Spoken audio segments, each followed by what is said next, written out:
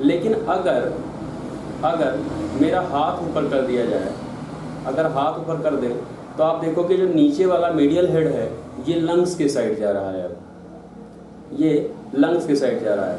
तो अंतर क्या होता है कि जो एपीवी होता है उसमें लंग्स के ऊपर क्लेविकल का पार्ट ज़्यादा नहीं जाता है एपीवी में, क्योंकि हॉरिजॉन्टल सेटेड है।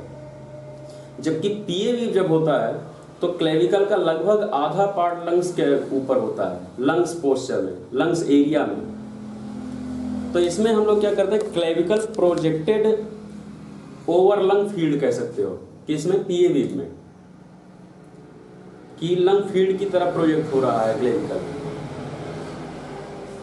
और एपीवी में हॉरिजॉन्टल क्लेविकल आएगा, बिल्कुल सीधा सीधा, उसमें तो कुछ नहीं, वो सीधा पोस्चर पे करते हैं।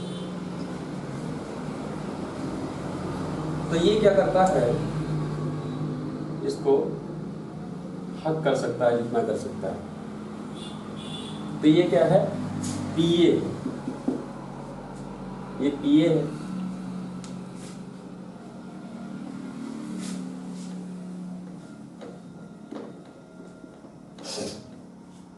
जो रिप का कॉन्सेप्ट मैं कल बता रहा था कि जो ज़्यादा साफ दिखे आप उधर का उसको मान लीजिए, वो एक बहुत आसान और क्लिनिकल एक्सपीरियंस की बात है। मैं सोच रहा था कि ये छोटी छोटी बातें हम लोग बाद में धीरे धीरे पढ़ते हैं, लेकिन रहा नहीं गया उससे।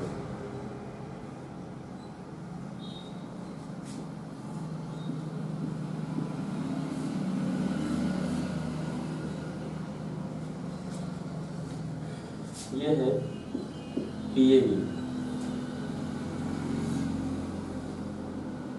ये है एपीवी।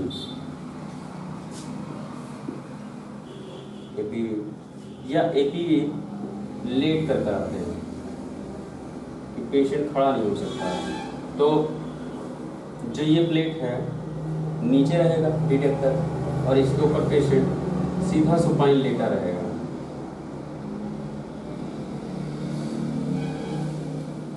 सुपाइन लेटा रहेगा और ऊपर से प्रोजेक्शन दिया जाएगा। तो ये क्या है, एपीवी।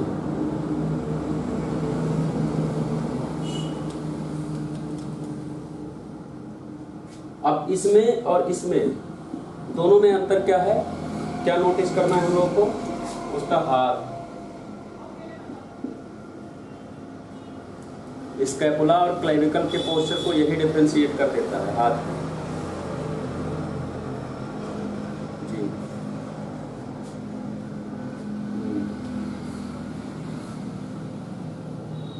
डिटेक्टर की तरफ दिखने दो, कोई बात नहीं, लेकिन अब प्रोजेक्टर इसका कहाँ आएगा, यहां से आएगा। प्रोजेक्टर कहाँ से आएगा, आगे से आ जाएगा।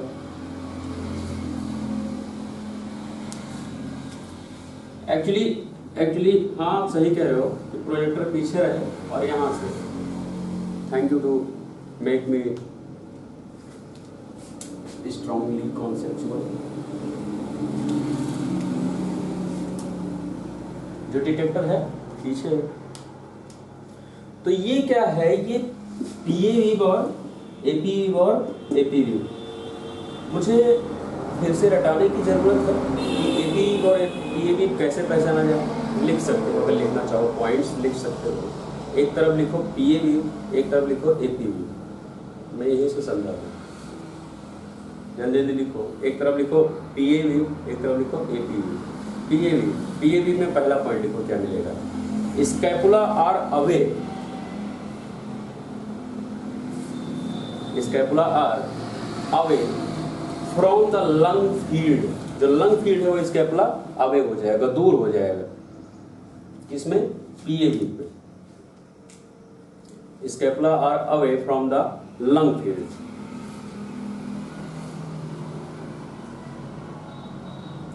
और वहां लिखो पीवी में scapula are towards the lung field.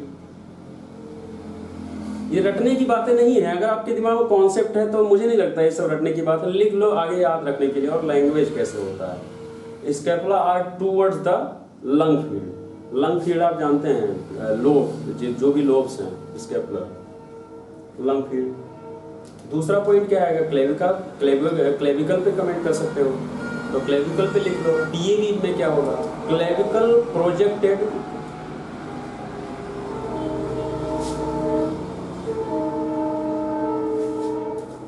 अब पीएवी अगर है तो ये लंग हो गया, ये लंग हो गया। तो जो क्लेविकल है, अब पहले वैसे तो हॉरिजॉन्टल है, बीच में स्टर्नम है, यहाँ स्टर्नम है, और क्लेविकल लगभग हॉरिजॉन्टल आती है अगर हम लोग सही पोस्चर पे हैं तो ये हॉरिजॉन्टल आती है।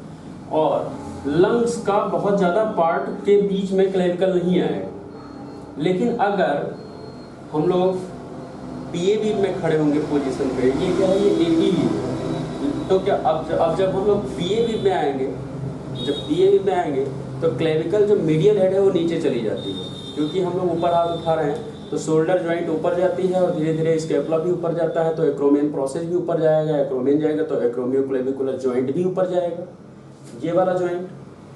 और एक्रोमियोक्लेविकुलर जॉइंट अगर ऊपर जाएगा तो क्लेविकल भी ऊपर जाएगी, अपवर्ड डायरेक्शन में जाएगी। और अगर ये क्लेविकल और एक साइड अपवर्ड करोगे तो दूसरा साइड डाउनवर्ड चला जाएगा।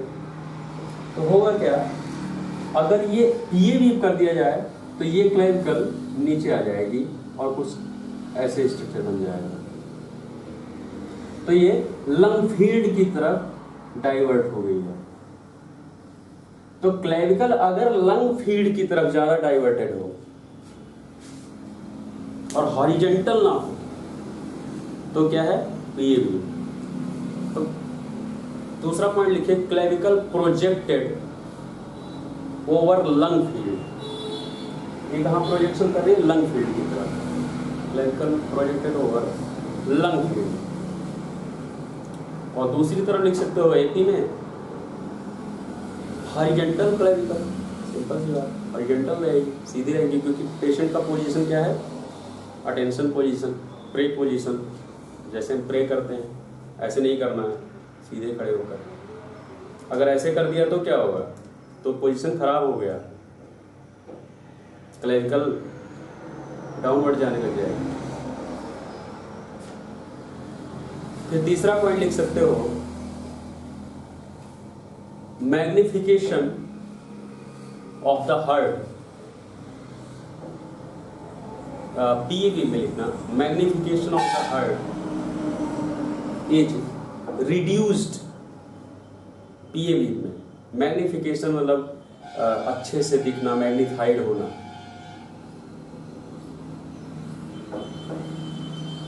मैग्निफिकेशन ऑफ द हार्ट,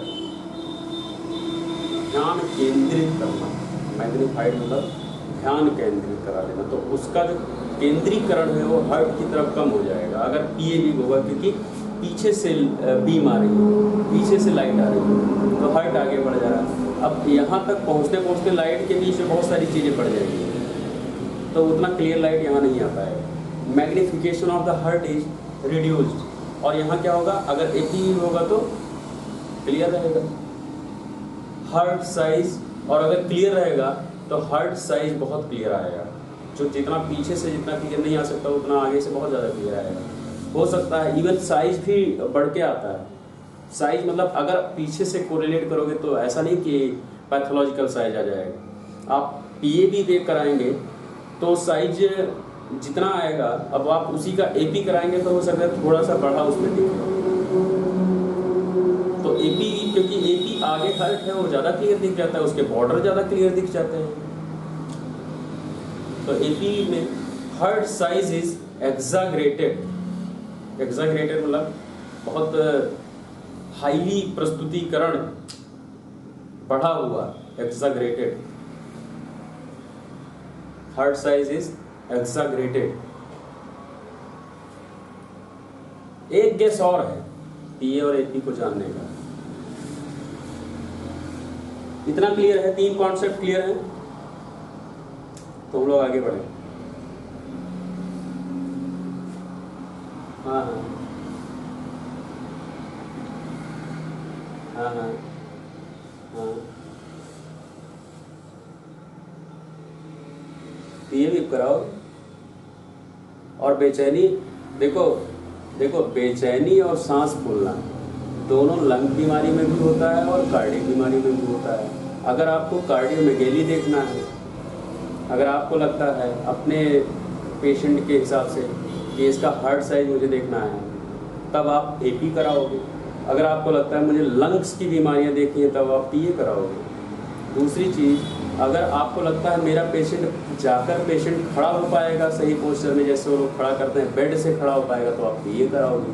अगर आपको लगता है मेरा पेशेंट उस लायक नहीं है कि खड़ा हो पाएगा बेड से, हो सकता है पैरालाइज्ड हो सकता है उसका ऑपरेशन हुआ हो, वो खड़ा नहीं हो सकता, उस पर मल्टी मॉनिटर लगा हुआ है, उस पर ऑक्सीजन लगा हुआ है, तो वो वहाँ बेड छोड़ के खड़ा नहीं हो सकता, तो उसको हो सकता है मूवेबल एक्सरे मशीन लाई गई हो, वहाँ एक्सरे कर किया जा रहा हो, तो उसको खड़ा करके तो कर नहीं सकते, वो सीधा लेटा रहेगा।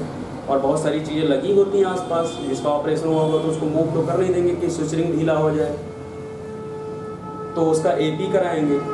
तो ये पोजीशंस हैं एपी और पीए करने का।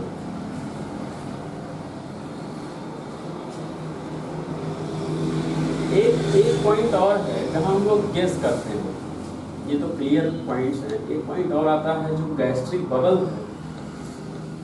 गैस्ट्रिक बबल होता क्या है कि जब हम खड़े होते हैं, फंडस हमारा ऊपर जाता है, और थोड़ा सा मैं कॉन्सेप्ट बताऊँ तो ज़्यादा समझ में आएगा।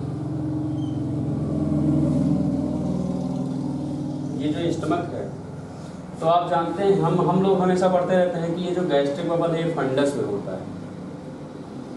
यहाँ क्यों नहीं होता है एक्चुअली? यहाँ क्या होता है फिर, और यहाँ क्या होता है फिर, और यहाँ क्या होता है फिर?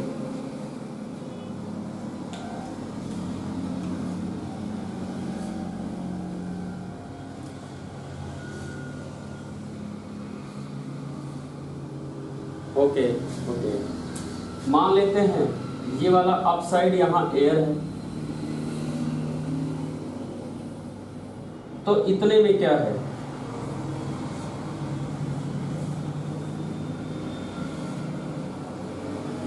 बॉडी पार्ट तो है, लेकिन अगर ब्लैंक जगह है तो कुछ ना कुछ तो होगा, और स्टमक तो ब्लैंक होता है, हॉलो ऑर्गन है।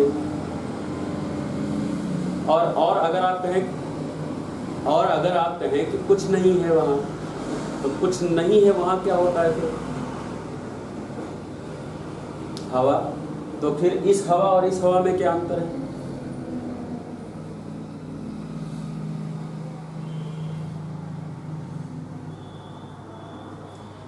बात जो मैं आपको बताना चाह रहा हूँ, हम लोग बार बार पढ़ते हैं कि फंडस में एयर है, फंडस में एयर है। अब फंडस में एयर तब है जब पेशेंट सुपाइन पोजीशन में होगा। अगर जैसे मैं खड़ा हूँ, अगर ऐसा मैं रहूँगा तो फंडस में एयर है, लेकिन अगर मुझे लिटा दिया जाए तो फंडस का जो एयर होगा, अगर आप कहते हैं अगर कि एयर ऊपर होनी चाहिए, तो जब स्टमक इस पोजीशन पे होगा तब तो ब्लू पार्ट पे आएगा, एयर ऊपर रहेगा। अगर इस पेशेंट को आप लेटा दोगे तो फंडस ऊपर कहाँ रहेगा? आप समझ रहे हो? जैसे एक्चुअली होता क्या है कि ये जो स्टमक होता है, तो ये स्टमक खाली नहीं होता है जब एक्सरे होता है, रूगी भरा होता है उसके अंदर, कुछ ना कुछ नहीं तो फ्लूइड ही फिल्ड होगा। और जब उसके अंदर खाना नहीं भरा होता है तो पूरा स्पेस ओपन नहीं होता है, जो स्टमक है वो कॉन्ट्रैक्टेड होता है। वो ओपन ज़्यादा तब होता है जब जितना फूड आप खाते जाते हो उतना वो ओपन, वो डायलेट होता चला जाता है। और वैसे सामान्य कंडीशन में यहाँ पर जो आप फूड खाते हो वो पल्सेटाइल धीरे धीरे होता है और बहुत धीरे धीरे यहाँ से आगे बढ़ता रहता है।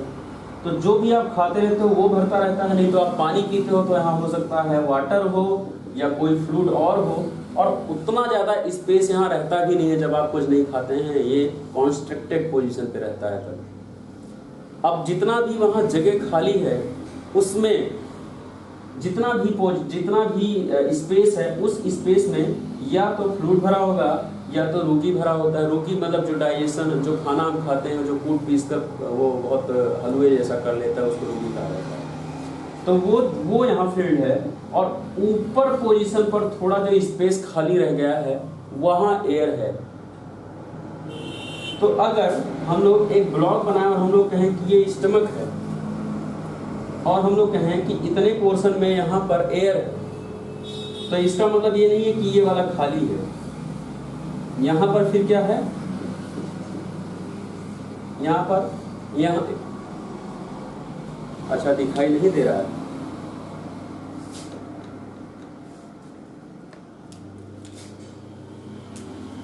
वो आपका नेटवर्क हो सकता है खराब हो, मेरा तो शायद आज अच्छा है नेटवर्क, मुझे दिख रहा है। हाँ, वो मुझे पता चल जाता है जब मेरा खराब होता है। एक्चुअली मैं और बड़ा बना देता हूँ, और अभी तो कुछ नहीं कर सकते। ये स्टमक है, और स्टमक का ये मान लेता हूँ फंडस पार्ट है, ऊपर वाला पार्ट, और नीचे वाला मिडिल बॉडी पार्ट है, स्टमक बॉडी है।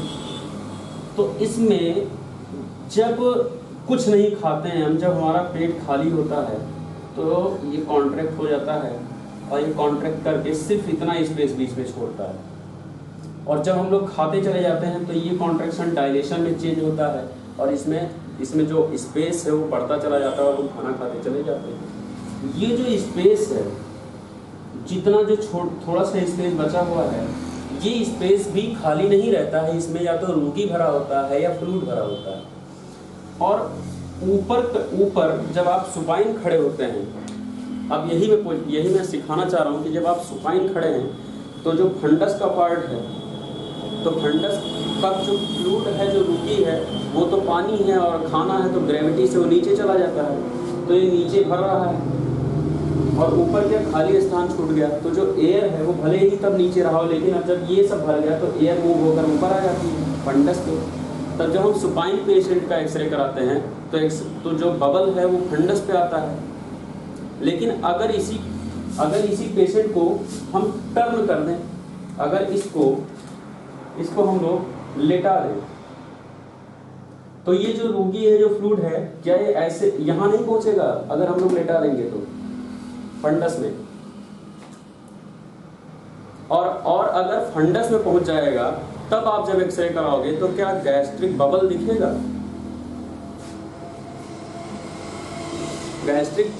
गैस्ट्रिक बबल नहीं दिखेगा तब, क्योंकि जो फंडस है ये फिल्ड हो गया, और अगर दिख भी गया तो आपको यहाँ फंडस पे क्लियर ना मिलकर वो कहाँ हो पोजीशन डिक्लेयर नहीं है, लेकिन पहले जैसा क्लियर बबल नहीं दिखेगा। कॉन्सेप्ट ये है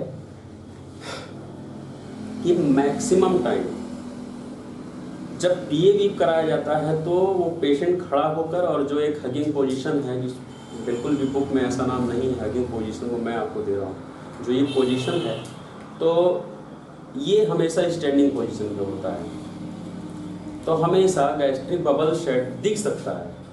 लेकिन अगर लेट, और जो एपी वीव है वो ज़्यादातर लेट कर ही होता है, 70-80% लेट कर ही होता है, अगर कार्डियक डिसऑर्डर का एक्सरे छोड़ दिया जाए तो अगर लेट कर होगा तो ये वाला कंडीशन अप्लाई हो जाएगा और वहाँ गैस्ट्रिक बबल नहीं दिखेगा। तो पीए वीव में गैस्ट्रिक बबल दिखेगा और एपी वीव में गैस्ट्रिक बबल नहीं दिखेगा, ये एक गैस है। तो यहाँ लिख सकते हो, पीए वीव में लिख सकते हो, if gas bubble visible, PA view में लिख सकते हो if gas bubble visible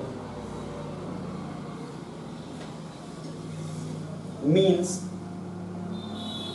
dash करके लिख लो, standing position. If gas bubble visible means dash करके लिखो स्टैंडिंग पोजीशन, मतलब पेशेंट स्टैंडिंग पोजीशन में था अगर गैस बबल विजिबल है तो।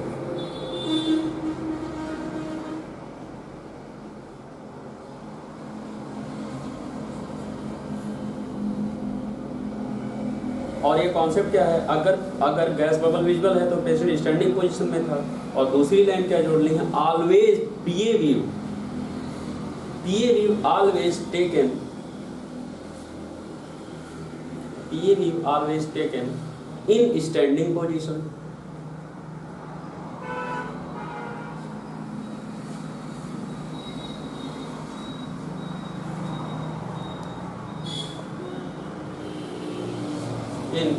Standing position.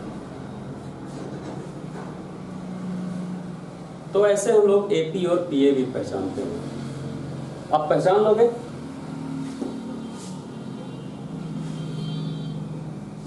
ओके आशीष, तुम्हारा कॉन्सेप्ट क्लियर हुआ? कल तुम्हारे इंटेस्टाइन वाला तो बहुत सरप्राइज हो रहे थे कुछ कि सर वहाँ स्टोर के पास कैसे इंटेस्टाइन आप ले आए।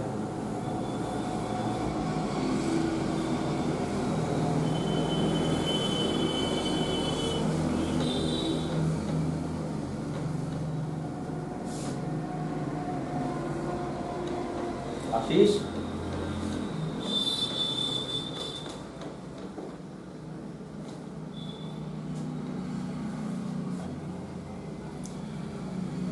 तो ये था प्रोजेक्शन या वीव, 3 वीव। बाकी और भी बहुत सारे वीव हैं, हम लोग उस पर डिस्कशन नहीं कर रहे। एक लेटरल वीव रहेगा। लेटरल वीव अप्लाई होता है खासकर प्लूरल इफ्यूजन देखने के लिए, या प्लूरिसी जिसको आप कहते हो, प्लूरिसी देखने के लिए, क्योंकि प्लूरिसी स्टार्ट होता है बिल्कुल सीपी एंगल से, सबसे पहला स्टार्टिंग थोड़ी सी यहाँ दिख जाता है। और प्लूरल इफ्यूजन भी होगा तो सबसे पहले सीपी एंगल साइड पड़ता है, तो लेटरल वीव से बहुत बार सीपी एंगल दिख जाता है क्लियर। बहुत बार ये वीव से जो फ्लूइड नहीं दिखता है वो सीपी एंगल पे दिख जाता है लेटरल वीव से। तो लेटरल वीव बहुत बार फ्लूइड फ्यूजन के लिए देखा जाता है, या फिर बहुत बार अगर यहाँ कोई फ्रैक्चर हो, रिब फ्रैक्चर हो जो आगे से और पीछे से ना आ पा रहा हो तो साइड से आ जाएगा। और लेटरल पोजीशन जो है पेशेंट का, वो दोनों हाथ ऊपर उठा कर कराया जाता है, क्योंकि साइड से पूरा लंग फील्ड देखना है तो हाथ को कहते हैं कि ऊपर कर लीजिए। तो जिस साइड से एक्सरे कराते हैं उस साइड का हाथ ऊपर करा देंगे, लगभग दोनों साइड का हाथ ऊपर कराकर फिर एक्सरे कराते हैं। तो अगर आप उसमें आप पोजीशन खुद ही बना सकते हो कि उसमें क्या